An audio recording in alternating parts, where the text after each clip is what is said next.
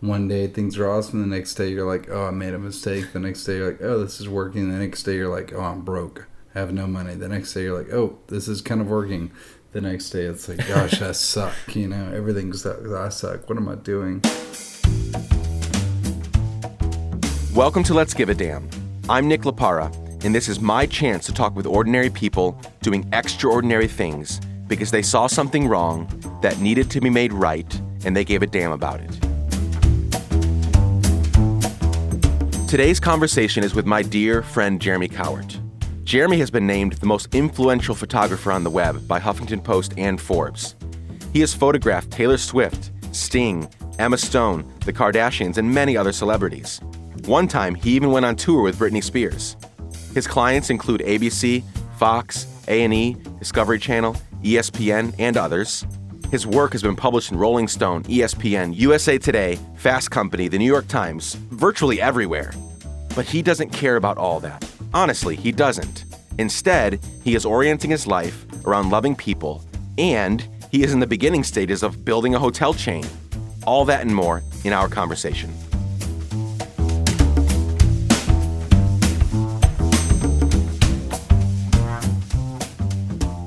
Welcome, Jeremy.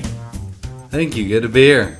Yeah. Thanks for joining me. I'm incredibly excited that you're here. For starters, you're one of the most inspirational people I know, but you're also episode 1 of season 1 of the Let's Give a Damn podcast. Dude, congrats to you, man. This is Thanks. Amazing. Yeah. Pretty exciting. Let's jump right into the interview. First question, let's start from the beginning. Tell me your story. I want to hear as much of it as you're willing to tell. That'll give us a framework for the rest of the interview. Mm-hmm. I grew up in Nashville, Tennessee. I'm actually from Nashville, one of the few. Grew up just kind of a normal, pretty suburban, very normal life, Nothing bad happened, nothing amazing happened, just very kind of normal middle-class kid. Grew up very shy, didn't excel really much. Didn't make great grades and just never really knew what would happen in life. Excelled early at art, I guess. That's kind of where I initially realized that maybe I was creative. And let's see, went to college, studied design, thought I would be a painter for the rest of my life. Actually, then my parents told me about design, so I headed that route and studied design. Worked for a few ad agencies out of college, realized I hated that world, hated having a boss, hated 9 to 5, working for the man, so ended up 2 or 3 years working for different companies, one of which I got fired from because I wasn't creative. So got booted from there. And eventually started my own design firm, doing graphic design for musicians and just basically all my friends. My friends at the time who were not famous at all, but are now famous. So we all kind of came up together and it's all been a very accidental kind of organic journey for me. Yeah, parents, siblings. Yeah, my mom and dad, 2 older brothers. So I was the youngest of 3 boys. Okay. Out in Hendersonville, Tennessee, the hometown of Johnny Cash. So you were the youngest of 3 brothers. Were they different from you in terms of, being better at school, getting the good grades? Did that play into your story at all in terms of like looking up to them and saying, well, I'm not as good as them, or was that not really the case? None of us were that smart. Okay. They were, let's see, my oldest brother Mike was the kind of the super good looking one, the wild one, kind of the free spirit, he liked to party and just his whole life was just fun. He just wanted to have fun. Benji was the most talented of the 3 of us, just super skilled at music and performing. He was always the lead in the school play, so he was super creative. And then I was just kind of the quiet, the quiet, shy kid, in the background. And they were both certainly my heroes. I looked up to them a lot. There was never much, jealousy or bitterness. I just loved my brothers. Yeah, we all got along pretty well. One of the things I love about your story is that you weren't amazing at school. I've heard your story many times. I've seen your video. Many people that are listening probably have as well. And you talk about your grades. You even show your grades on there. Because I think we had this, you weren't the kid that the teachers were looking at as like this prodigy and like, oh, they're going to grow up and do great things. Never. Most people look at people that have changed the world, the famous, and they think that think that there was something maybe big that happened when they were younger, or they were the smartest kid. And as I learn more and more about people, that isn't the case. Yeah. And so I love that about your story. I think that's something that helps us identify more with what you're doing and maybe gives us more confidence to go and do things. Talk for a second about some of the amazing opportunities you've had. Before we get into the purpose of this podcast and before we talk about the areas in your life where you have given a damn about others and big ideas, talk about some of the amazing opportunities you've had to work with some people, just to give listeners context. Yeah, it's everybody from Imogen Heap to the Kardashians to... I'm trying to think of people I usually don't say, because I usually say Taylor Swift, right. Carrie Everybody Underwood. knows, yeah. But there's been a long list, just tons and tons of musicians, hundreds of album covers over the years. It's a long list, but yeah, it's been wild, man. It's been really wild. Yeah, and so most bios that I've seen for you, they start out with celebrity photographer, because that's what people get. They get goo goo and gaga around these celebrities, and so that's what I've seen first. But why you're on this podcast today is not because you've photographed Taylor Swift or been on tour with Britney Spears. I have something else in mind. And so the next question, was there a specific, so you've told us a little bit about your story. Was there a specific moment or circumstance in your life where that happened, where you began giving a damn about others and about these bigger ideas that are world changing? Or was it more of like a progression, like a series of things that happened? It was probably a series of events. I mean, I was raised in the church, so you're raised hearing, care for the poor, love your neighbor, blah blah blah. You hear that growing up in the church, and obviously I was thankful for that. But it's not really until you really see it and experience it that you understand. Okay, there really is devastating needs around the world. There are people that live very differently than we do, and they actually, a lot of them don't need help, but a lot of them do need help. And so I think it was probably that first trip to Africa in 2005 that I went on that was kind of my first real culture shock, being dumped into the middle of the bush in the middle of nowhere, having these people cook for us raw goat and uncooked chicken, and drinking hot dirty water, and just kind of living their life. That was pretty intense. So yeah, that gets in your system. You just never forget it. Right. I think about that trip probably on a weekly, if not daily basis. Think about the experiences I've had. So yeah, that was certainly a wake up call to me, going, wow, this is legit. It's done something to me. It's weird because a lot of times, like, another photographer going on another trip to Africa, it's really useless. Like, we don't need more photographers in third world countries. And so, as much as I think that even I was useless on that first trip, what those trips do is they plant a seed. Exactly. Because here I am, 10 years, 12 years, whatever, 15 years, I can't count. Later, doing things that do matter.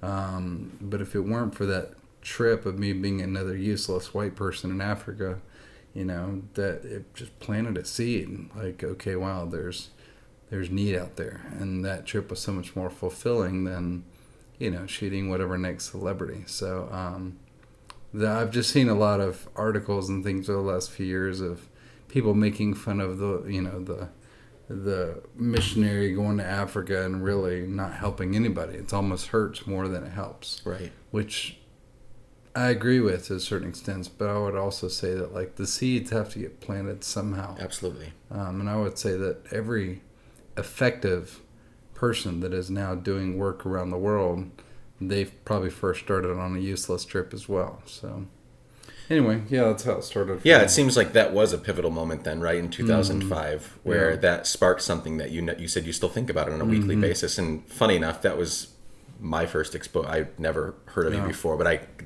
that coffee table book that came out of that, I still have it. That's I still awesome. have it packed away somewhere. And the cool thing is that people, that's a very pivotal moment that happened there, I think, for you. And that can happen anywhere, though, right? People don't need to go to... Now, I think I want people to travel more and get exposed more. I've traveled all over the world. You have, and those are experiences that I'll never forget, and they have helped shape who I am. But that thing that shifted in you can happen as we interact with a poor person, down the street, or you don't have to go to Africa for that to happen. It can certainly happen in your own city. I mean, there's need like that everywhere. I think it's just when you're, the difference in that trip is like if somebody goes downtown to serve at the rescue mission all day, that's one thing. But when you fly across the world and you live there, I was there for a month, so 4 weeks, just really, really being in it. And that's when, sleeping there and eating the food and dancing with them and singing with them and carrying the water that they have to carry on the top of your head and understanding the neck-breaking pain that comes along with that, and truly experiencing culture. I do recommend that people, yes, there's need in our backyard everywhere all over the world, right, but it is good to, even if it's your local mission, go live there for a week. Go truly immerse yourself. Don't just show up to serve dinner at 5 p.m. on a Exactly. So I think that's what changes you, is really getting immersed in it. Yeah, absolutely. Let's talk about some specific moments in your life when you have given a damn, and I'll name a few that are bigger ones. Sure. And you can talk as little or as much about those as you want, but I think they're important. So here you still do have a successful career in photography, and you could make that bigger and better. But it seems like you've chosen to do more impactful things. And so talk about has it been worth it so far? And so let me point out a few. There's Help Portrait. Mm-hmm. There's Voices of Haiti, which was an impactful photography essay that really impacted me. I mean, I wept through those photos. The Purpose Hotel, and you and your family have adopted as well, which is a huge monumental thing. And so talk as little or as much about those 4 specific ones, but then point out any others that you're working on or have worked on that, or don't take one of those out if you have something else that you want to talk about. But I'd love to hear about those specific moments that you saw a need and you went after it. Yeah, Help Portrait was a culmination of a few different things. I remember seeing Chase Jarvis years ago had kind of done a model, like a bunch of photographers show up and shoot models and learn about gear. And I remember thinking, that's cool, but what if instead of shooting models, they were helping people, And at the same time, there was this thing at the time called not conspiracy, but it was a movement around Christmas time that just said, what if we did things with our hands or gave away time or made things for people instead of buying more useless toys that we're going to sell at the next garage sale. That we're going to throw away or sell. And so it's just this culmination of things. I was like, man, what if we just did a photo shoot for people in need, and did that. And so we tried it first in Nashville, and then that was amazing, and everybody just said, hey, if you ever do this, I want to be a part of it. So that's when it gave me the idea to launch it on a larger scale the next year. And to this day, we still do it every Christmas. And it was, I'll never forget the first time we did it, though, because for weeks on end, I was getting stories just pouring in from around the world of people having their lives changed by either receiving or even the givers' lives were changed. Like, I've never knew I could have this much of an impact with a camera, things like that. It's pretty ridiculous. For the listener, do you have any numbers that you can share? Like how many locations, how many photographs have been taken? And talk about that, because I think that's helpful to even know. The hard part is a lot of locations never report their numbers. So we can only report the true numbers. We've counted nearly 500,000 portraits that have been taken, but honestly, if I had to guess, I would say it's got to be 1 million. It has to be way more, yeah. Yeah, it has to be way more, because so many people just never get around to either even doing the counting to begin with or reporting after they do the counting. So it's loose, but we've counted about over 100,000 photographers that have participated, but I would even imagine that's way, way over 100,000. It's got to be. So yeah, I don't know. A lot of people have participated. What about Voices of Haiti? Yeah, that was just a one of those wild hair ideas after the earthquake. Which, oddly enough, right now there's a hurricane approaching Haiti as we speak. But yeah, I just remember wanting to do something, sitting on my couch and watching CNN, and just didn't like how the media was reporting it all. So I was like, I want to engage and participate. So I went down there myself and did just that. Yeah. So it was crazy to literally be there during aftershocks, and the ground is shaking under you, and there are dead bodies. Like I just remember walking past dead bodies and seeing people running around just yelling for their loved ones, trying to find the people that they had lost. And just, you're walking by. All the electricity was out, so to create light, they had to light fires. So there were just fires everywhere. I mean, it was like end of world. It's actually quite dangerous for me to be in that scenario. Oh, sure. But yeah, it was like, it looked like the end of the world. That's for sure. And you guys shot a wedding, right? Yeah. Or there were some people getting married, right? I remember that. Yeah, that was insane. We heard there was a wedding going on. Truly, it was mind-blowing. I just remember thinking, like, what? Because I'd spent all day just the smells, the sounds, the things you'd see and hear were like a Hollywood movie. And then to hear that in the midst of all that, somebody was getting married, it was wild. So yeah, we somehow, by luck, ended up finding that wedding, and I took a portrait of the couple, and they wrote on. I guess the wedding had just finished, and I guess they had served a little bit of food or something, but there was actually just one like little paper plate remaining. It was clean, and meanwhile the church is just destroyed. The church was literally, they had to get married in the grass beside the church because the church was no longer there. And so yeah, I found this one paper plate and just had them write anything they wanted on that plate, and they wrote "Love Conquers All." It just blew my mind. So in fact, I think that might be my first tattoo when I get a tattoo, is taking their handwriting and using that as a tattoo. When are you going to do that? I don't know. Soon. I'm ready. I'm ready. What about adoption? You guys have adopted. Tell me a little bit about that. That's a hard thing. Mm-hmm. Yeah, it's. We've been together for 20 years, my wife and I, and so it's been something we've loosely discussed since day one. Feels like such a trendy thing these days, but I mean, since we first dated when we were 19, adoption has always been on the radar. So yeah, about 5 years ago, it kind of maybe 4 years ago, 5 years ago, yeah, it started getting more serious about it, and just jumped into the conversation through some friends, and met some people in Haiti and started the process. Turns out those people were completely corrupt. So, we dove straight into corruption, and it took about a year longer to get out of that. So yeah, it's been a wild journey. It took us 3 years to get them home, and they came home last of May. And it's funny because people celebrate when kids come home, but that's really when the hard part begins. Yeah. So yeah, it's been maybe 16 months, and our daughters transitioned. I mean, they both transitioned well, but it's just hard. It's a hard journey for sure. It's fun. It's amazing. I just see it's like every emotion. I guess like any child is, But in comparison to raising two of my biological children, adoption has been way harder for many obvious reasons. But yeah, I mean, it's got to be a calling. It is beautiful, but it's brutal too. So I use the word brutal. Yeah. Yeah.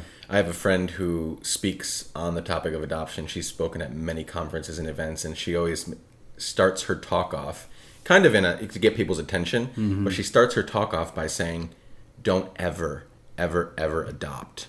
She's adopted 5 or 6 children that are now grown, many of them in college and married. But she starts off to kind of just like hit people in the face, like this is not the pamphlets and the videos make it seem like this sexy, cool thing to do. It's the hardest thing you're ever going to do, and then some. Yeah, it is definitely the hardest thing I've ever done. There's no question. My wife and I, we have a failed adoption under our belt. 5 years ago, we went all the way through the adoption process and got the little girl for 3 days, and then the birth mother, who was 13 and had been sexually abused, she ended up keeping the baby. That was we never even got the baby home, and that's something that has radically changed our lives forever. Just spending 3 days with that little girl and the memories and the tens of thousands of dollars and the heartache to get to that point where it failed. And so we hope to adopt at some point, but not. We've already seen enough of that world to know that it's not this. It's the pamphlets are fine and the videos are fine, but it has to be, like you said, a calling. Yeah. Talk about the big one right now in my mind, the Purpose Hotel. Talk about, as briefly or as long as you want to, talk about where that came from, what's happening right now, and how even people that are listening, this won't come out until later in the month, so after the campaign's over, but how can people get involved if they would like? I would say just keep spreading the word on social media. I mean, we don't know yet. The problem is too much interest. The problem is too many people want to be involved right now. So we don't know yet. I mean, we're at ground zero in terms of building a hotel, and so we have hundreds of emails from all over the world, from investors and architects and designers and nonprofits and just people that just love us and want to be involved and want to work for us. I'm like, we can't hire anybody yet. It's an amazing problem to have. It is an amazing problem. But it's still a problem. Yeah, right. And so, I don't know. We're just figuring it out. The vision is 1,000% there, but, the execution will be a journey. Yeah. Where can people go to find out more about that? Yeah, just thepurposehotel.com. You can check it out there. Great. Let's transition to a little more in your personal life as you execute these ideas. You're always working on a fantastic idea, implementing something new, it seems. At least to the public eye, that's what it seems like. But family is hugely important for you. Mm-hmm. How does this work out in your marriage and family, the balancing work life? Because you're a visionary that seems to have endless ideas, but you have a family. You have 4 kids and a wife, and you want to take care of them and love them well and be there for them. So how have you, for people out there that at least think they're similar to you or have that drive to change the world? Yeah. How do you work through that, and how do you recommend they think through that, even though every situation in family is different? Yeah, there's really no strategy. I mean, I tell people it has to be a day-to-day thing. Like, it has to be, I try to be with, take my kids to school every morning. So I'm at home from 7 to 9 a.m. and then I come to work, and I typically go home between 5 and 6 every day. So I don't work all night. I do send some emails from home. But yeah, I try to be home every night and do dinner with them and just play and get home and throw football and jump on the trampoline and stuff like that. But then my wife, obviously we know there's going to be travel. It's out of town. I think people think I travel a lot more than I really do. I would say I travel these days maybe 20% of the calendar year. Actually, that might be an exaggeration. It might be 10%. Okay. But I think people think that I probably travel like over half my time, So it's not that bad, and I hope it's going to become even less. But it really comes down to just day to day, choosing your children every chance you get. I mean, I turn down so many things, so many opportunities and so many, because I just want to be, especially when my kids have important moments like birthdays or games or tournaments or dance recitals. Like, nothing trumps those. Like, you shut it down. Doesn't matter how that's good big a deal. Like, birthdays are, I will not miss a birthday. So yeah, you just gotta. Yeah, because if you change the world but lose your family in the process, that's not fun. And every time you say yes to something, you're saying no to 100 other things that you could be doing. So I think that's super helpful. That's good to hear.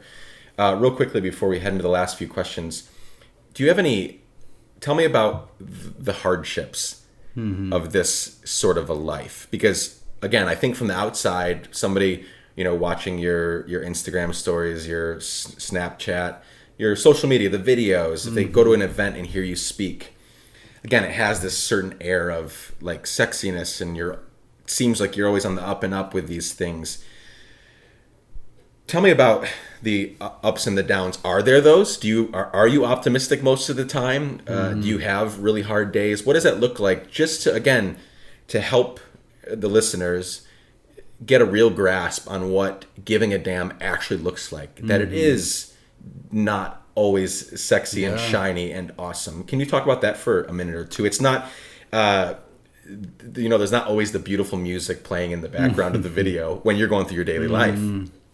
Yeah, I mean, it is truly there's that, I just posted a graph the other day that was like, one day things are awesome, the next day you're like, oh, I made a mistake. The next day you're like, oh, this is working. The next day you're like, oh, I'm broke. I have no money. The next day you're like, oh, this is kind of working. The next day it's like, gosh, I suck. Everything sucks. I suck. What am I doing? And the next day you're like, wait a minute, this is pretty awesome. I'm pursuing my dreams. The next day you're like, oh, wait a minute. It is that. I mean, it is that. For me, for 15 years, just up and down every day. Even like in the last week, I would say I've been more down than I've been up.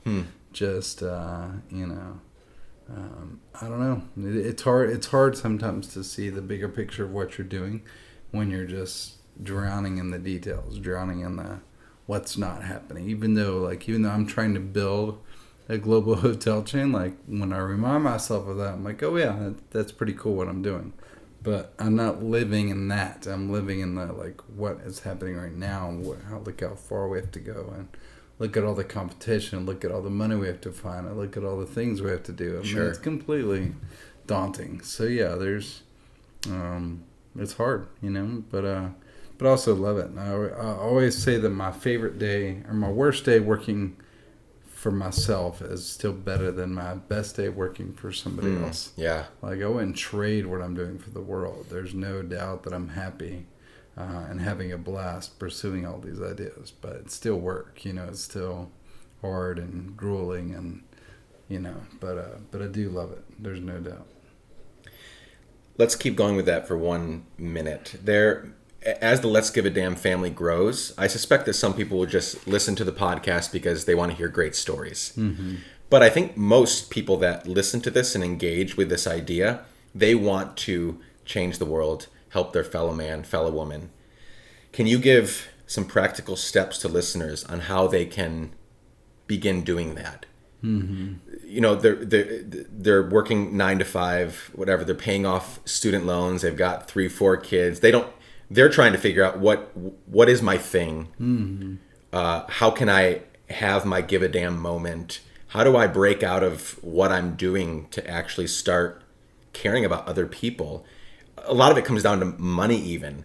A lot of friends I know say, I can't give to charity water. I can't give to these things because we're maxed out, There's always room for it, I think, when you shift things around. If you want to help out, you can do it. But there's those real pressures that, like, how do I even start doing this? So for someone who is years down the road in doing these types of things, do you have just a couple practical things you can share with the listeners?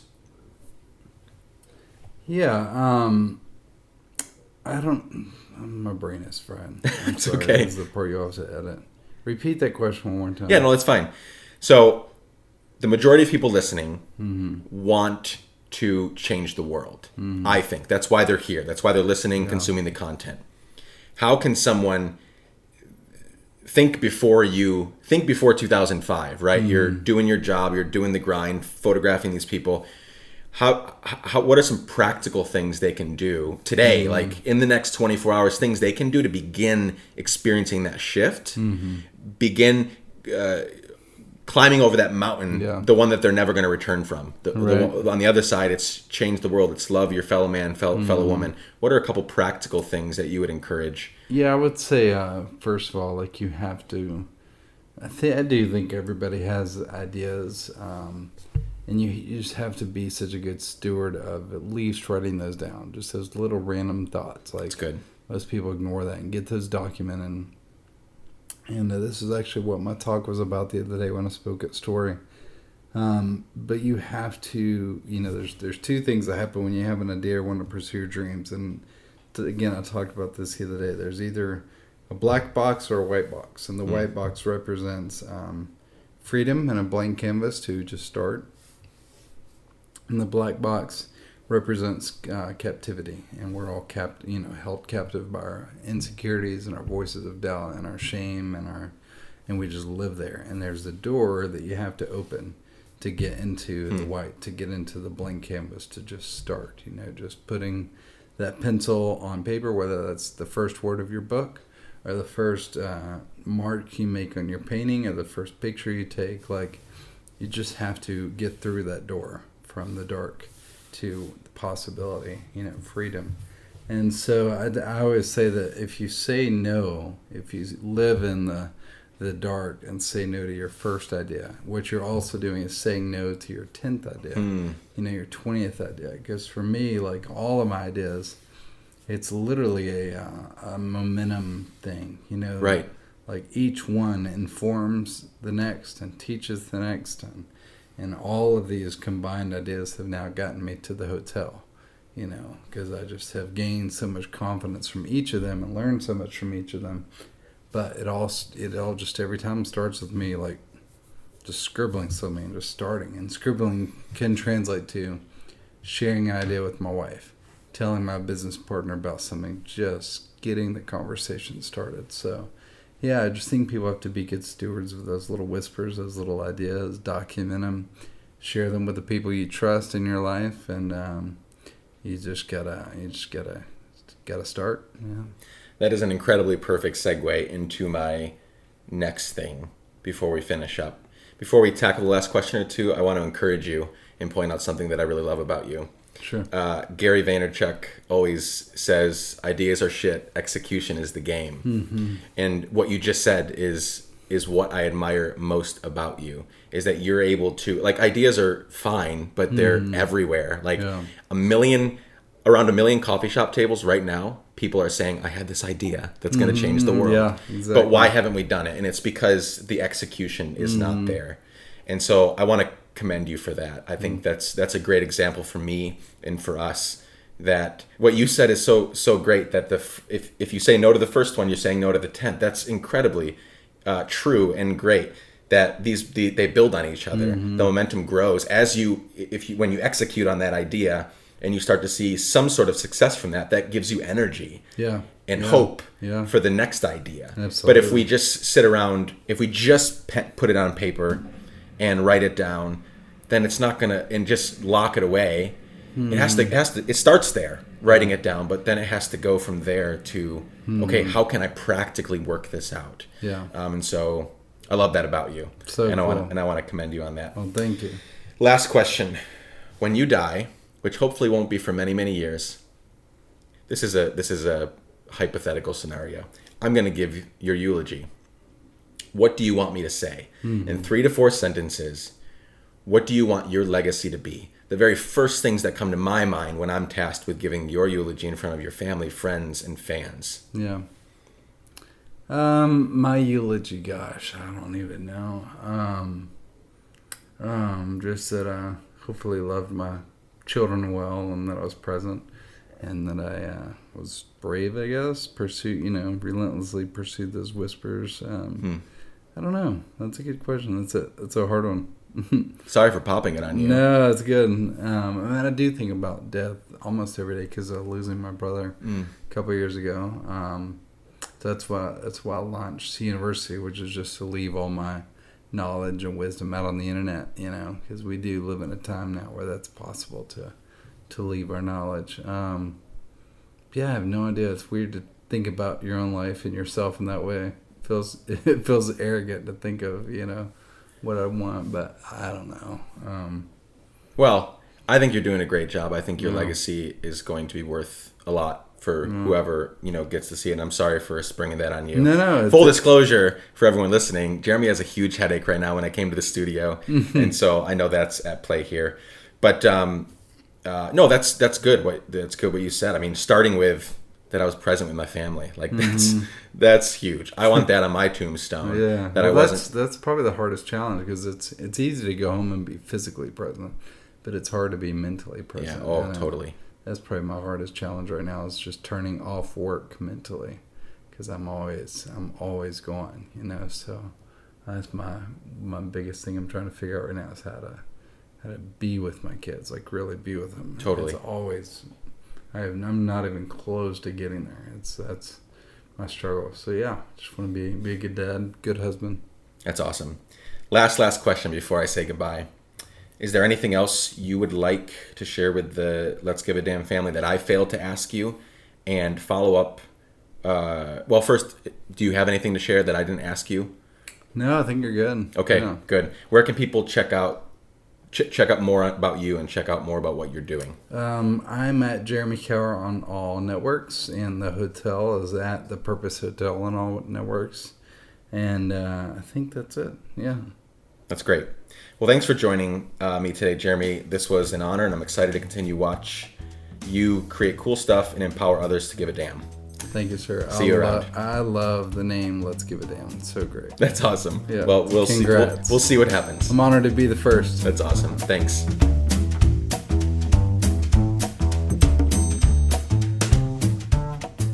Thank you so much for joining Jeremy and I for our conversation today.